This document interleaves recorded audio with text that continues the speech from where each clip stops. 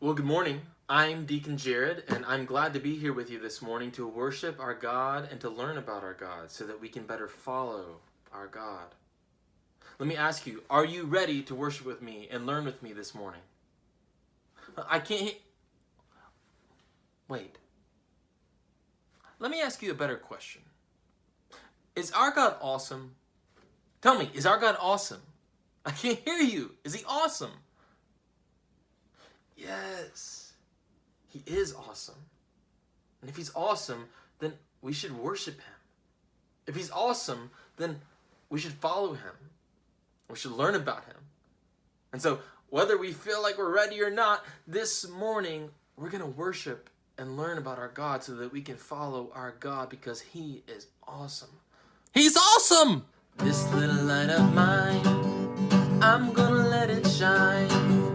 This little light of mine, I'm gonna let it shine. This little light of mine, I'm gonna let it shine. Let it shine, let it shine, let it shine. We have a light because we know our God and we know he's awesome. And it's a light that we want to shine so that other people can see that light. So we don't want to hide it under a bushel. Okay, whatever that is, we don't want to hide it under that. All right, so that's the next verse. We're not going to hide it, all right? And when we say we're not going to hide it, we mean it. We're going to say no. We're going to say no. Okay? You ready? Practice that. We're going to say pretty good. It's all right. It's all right. Try better. Okay, here we go. Hide it under a bushel. No! I'm gonna let it shine. No, I won't hide it under a bushel. No! I'm gonna let it shine. Hide it under a bushel. No! I'm gonna let it shine. Let it shine. Let it shine. Let it shine. That's pretty good. We're catching on, aren't we? Now, the other thing we're not gonna do, we're not gonna hide it, but we're also not gonna let old Satan blow it out. You hear me on that? You agree? We're not going to let Satan blow it out. And what we're going to talk about this morning is that one of the ways Satan will try to blow out our candle is by getting us in trouble with other people, by getting people mad at us, or making us uncomfortable because of what other people think. We're afraid we might get in trouble. Sometimes Satan tries to get us in trouble to blow our candle out so that other people can't see it shining. We're not going to let Satan blow our candle out, are we? Here we go. Won't let Satan it out. I'm going to let it shine. Won't let Satan it out. I'm going to let it shine. Won't let Satan it out. I'm going to let it shine. Let it shine. Let it shine. Let it shine. Really fast. Really, really, really, really fast.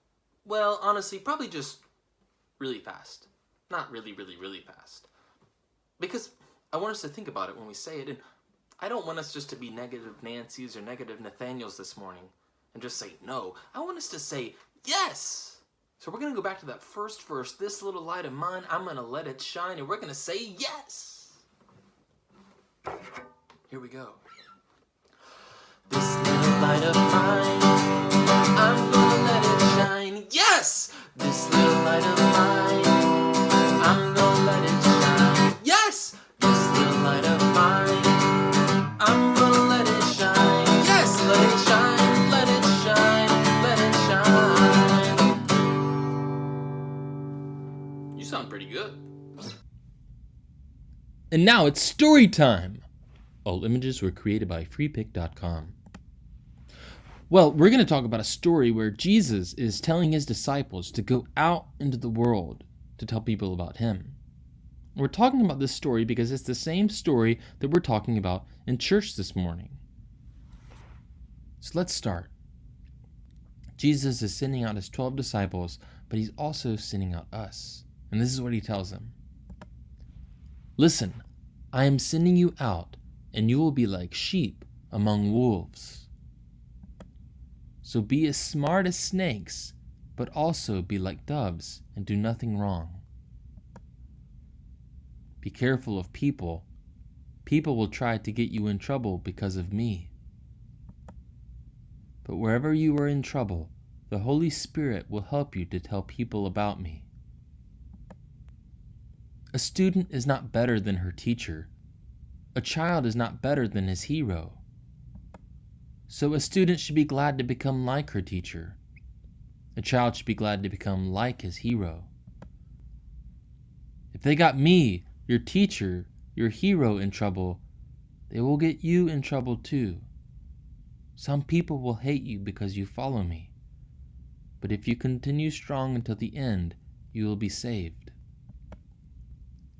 So don't be afraid of people. They can only kill the body. They cannot kill the soul. The only one you should fear is God, who can destroy the body and the soul in hell. When birds are sold, 2 small birds cost only a penny. But not even one of the little birds can die without your Father's knowing it. God even knows how many hairs are on your head. So don't be afraid. You are worth much more than many birds. Well, now it's time to see if you remember the story. It's a memory test. Will you remember? Let's see. But first, let's summarize. Because that's a tough story. That's really a story that's for the big kids. It's for the adults. But you guys are growing up too. So we want to get you to know the story. So let's summarize the story or make it shorter in just a few steps. Jesus was telling his disciples that following Jesus can be dangerous. Some people may not like that we follow Jesus. But we do not need to be afraid of people because they cannot hurt our soul. People cannot hurt our soul. And we can bravely follow Jesus and tell people about Jesus because we know that God will save us. So here are the questions. What is Jesus sending us out like? A, birds among snakes. B, sheep among wolves. Or C, heroes among doves. Think about it. A, B, or C. What is Jesus sending us out like? That's right. The answer is sheep among wolves. If you got that answer, that's 500 points. And if you didn't, it's really okay. You'll remember it next time. The second question. What's the only thing we should fear? Is it A, people, B, snakes, or C, God? Think about it. What's the only thing we should fear? The answer is C, God. We should not be afraid of people. Jesus told his disciples to be careful of people, but he also said, do not be afraid of people. We don't need to be afraid of people or afraid of snakes because while they can hurt our body, they cannot hurt our soul. And so we fear God in the same way that you might fear a great mountain. You don't fear God like you fear a monster or a bad guy, because God's not a bad guy. But it's like if you were on the top of a mountain and you were on a cliff and you're looking out over the cliff and you'd probably be afraid because you know the cliff is so much bigger than you and you wouldn't be in control if you fell. Well, God, as we said earlier, is awesome. He's so big.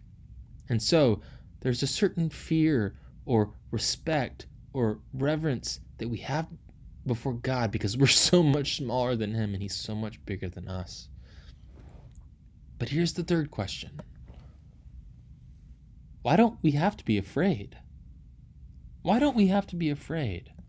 Is it A, because God cares about us and loves us? B, because God cares about us and loves us? Or C, because God cares about us and loves us? That's right. It's D, all of the above. we don't have to be afraid. We can go tell people about Jesus, even if they try to get us in trouble, because God knows us. He knows the hairs of our head, and he even knows the sparrows, but he knows us so much more. God cares about us and loves us, so we do not have to be afraid. We can let our light shine, even if we might get in trouble. Well, I hope that this lesson makes sense, and as you get older, you'll come to understand this lesson more and more.